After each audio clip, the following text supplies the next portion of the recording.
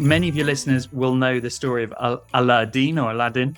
In that story, the hero finds a bottle, a lamp that has a genie in it who grants him 3 wishes. That's quite a powerful, and in the story, he uses them for different things. But imagine you have that in your life. I don't know about you, but I'd be like, how difficult would it be to use those 3 wishes and not regret, particularly if you knew you could only use it during your entire life, right? Would you use them all in your teenage years and then regret them the next 60, 70 years of your life? You're like, oh, I could have used it there. I could have used it there. How about if you only had 1 wish? So I often say to myself, I do have a genie with 1 wish. Now, when things go wrong in my life, the mantra I say to myself, is this so bad that I would use the genie on this? Is this the thing? And if the answer is ever no, I go, well, it can't be that bad then. Reel myself back from the precipice. Okay? And it's such a powerful thing to remind me, this isn't that bad, right? In the grand scheme of things, I wouldn't use my genie here. This can't be that bad. This can't be the end of me.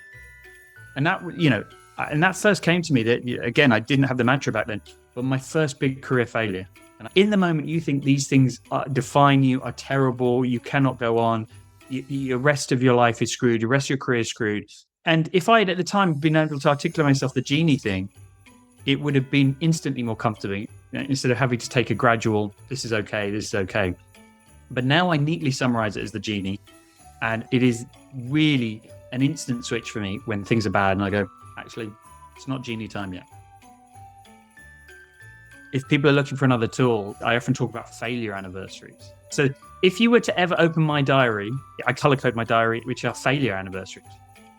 If something bad has happened in my life and doesn't need the genie, but still it feels bad, I immediately open my calendar and I put a meeting with myself 6 months or a year or 3 months, depending how severe it is, in the future to celebrate that failure. Now, what happens is, imagine something devastating has happened to you, or you think it's bad. A year from now, you were to open up your diary and you go, oh, that thing a year ago, that no longer seems as bad.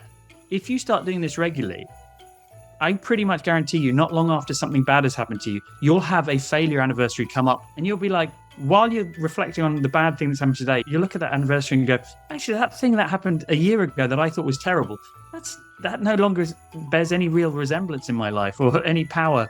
And it gives you just a bit more of encouragement and a visual tool.